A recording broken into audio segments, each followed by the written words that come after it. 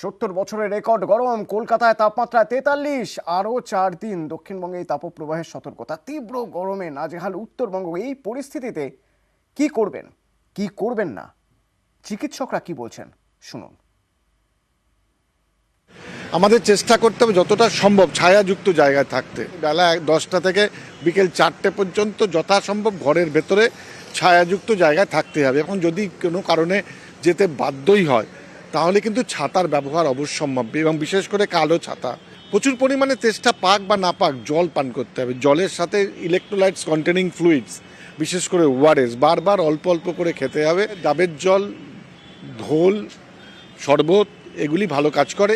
তরমুজ আছে, লেবু আছে, আমাদের শসা আছে, পেঁপে আছে, এগুলিতে প্রচুর পরিমাণে জলীয় পদার্থ আছে। শরীর ঢাকা ঢিলে ঢালা সুতির পোশাক ব্যবহার করতে হবে, এবং খাদ্যবস্তু যা গ্রহণ করব সেগুলি যেন সহজ পাচ্য হয়। বারবার স্নান করা বা গা হাত পা মুছে নেওয়াটা কিন্তু অত্যন্ত সহায়ক একটা বিষয়। গরমের মধ্য থেকে এসি জায়গা আসার আগে যেমন মুখ, চোখ, নাক ঢেকে ঢুকতে হবে, এবং সিমিলারলি ঠান্ডা জায়গা এসি জায়গা থেকে বাইরে বেরোতে হলেও কিন্তু ওই মুখ, চোখ, নাক ঢেকে কাপড়ে তারপরে বেরোনো, আত্মস্থ ধাতস্থ হয়ে তারপরে বেরোনো উচিত।